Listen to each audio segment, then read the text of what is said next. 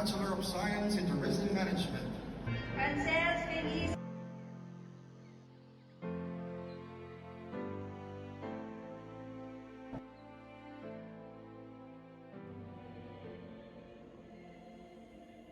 Hi, pwede bang mag-aral na lang ulit?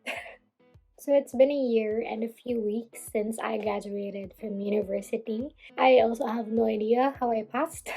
You know how before you graduate, people would always ask you, so what's next for you? Or what are your plans in the next 5 years? And if you were to ask me that a year ago, I'd say, oh, so after I graduate, babawiin ko muna yung tulog na nawala. Which is bawing-bawi naman. And then after a while, I would start, applying to airlines or any job within the tourism and hospitality fields dun related in course ko, which is tourism management. Where I'm at now is the last thing I expected myself to be. It was hard at first seeing my batchmates have jobs that I want in less than 6 months, and actually some of them I bet already had jobs even before we graduated. And so everybody seemed to be moving forward and I felt stuck. I felt stagnant. It hits harder kasi hindi ako sanay na wala akong ginagawa. It felt as if I was the most useless person here on earth. And little did I know, I was already experiencing postgraduate anxiety. I had to do something about it. And to be honest with you, I didn't know what I was going through at that time had a name. I thought it was another existential crisis or just early quarter life crisis. Recently, I did have friends that graduated from college and I couldn't be more happier for them, and even my batchmates that already achieve a lot within just 1 year. So I just thought I'd made this video because somebody might need it, or you might know somebody that needs it, because I would appreciate someone telling me all of this a year ago. So yeah, let's get to it. First, kahit dalawa sila. I realized that my journey will be different from everyone else's. One way or another, we may have taken the same classes and we were practically in the same season as students, and one of our goals is mainly to graduate. It was difficult at first for me to celebrate and rejoice others that were already living my dream and working while traveling in another country that I also wish to be in, and all at the same time being independent. While all of that was happening for them, I was at my house just viewing their stories on Instagram, feeling stuck or having all these anxious thoughts like, what the heck am I still doing here? What am I doing with my life? I mean, it's not like hindi ko talaga alam yung gusto kong maging. I had all these plans. I just felt that I wasn't needed in that field anymore.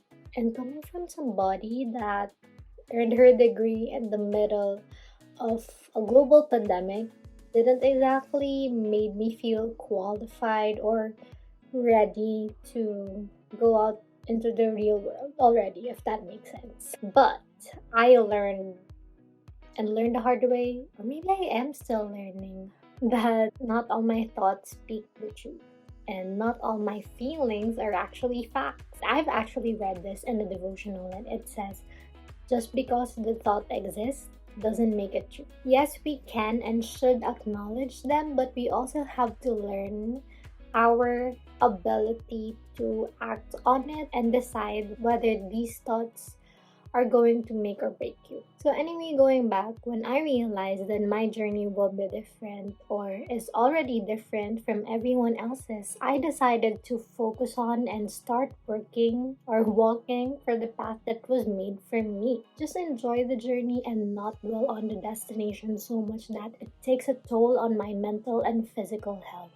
Sabi ko sa sarili ko, I will enjoy it and I will not rush it because I believe that what's meant for me will arrive at the right time. I know how cliche that sounds. I've also heard it before and I actually said it was cliche, but that's the truth and I'm holding on to that. When you start to feel envy, jealousy, or hate, just shake it off, sabi nga ni Taylor Swift, and remind yourself that I will be given something that's specifically for me. It may take time, but it's going to be worth my while. So, next, learn to exercise what you have right now, time. Even if there was so much anxiety and uncertainty, I decided to just sit down, take time for myself, and journal all the thoughts, feelings, or emotions that was just bothering me and starting to occupy my brain.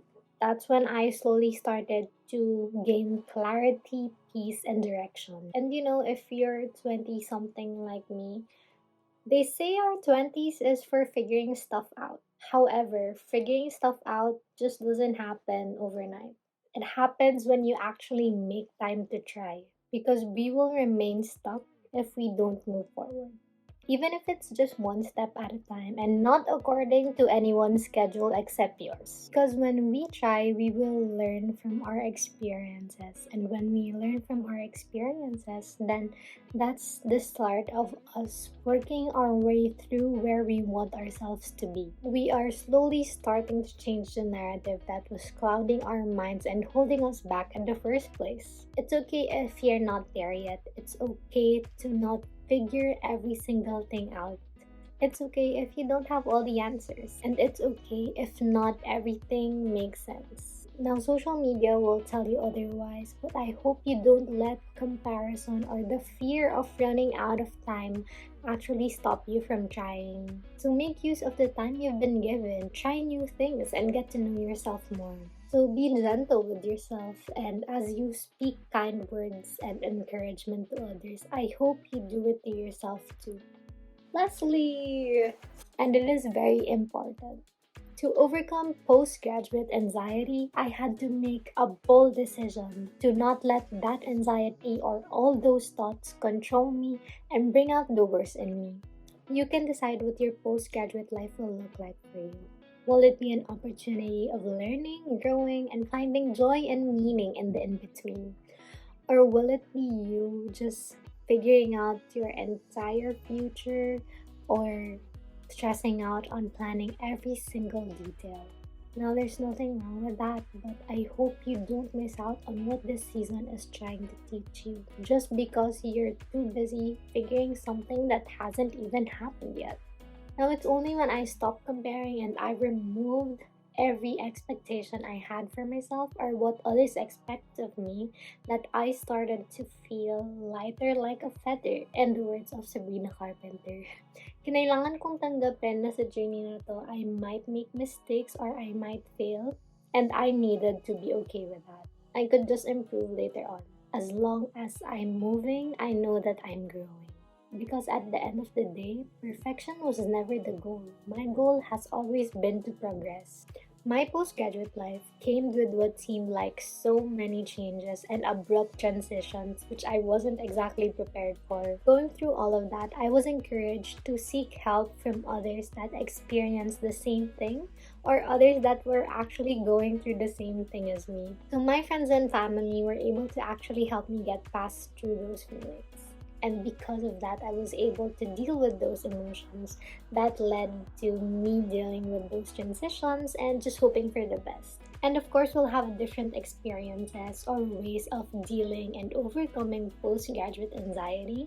But I hope and pray that I was able to remind you by sharing my journey that your story did not end when you graduated and will not end as you walk into the unknown. As they always say, this is just the beginning of the rest of your life.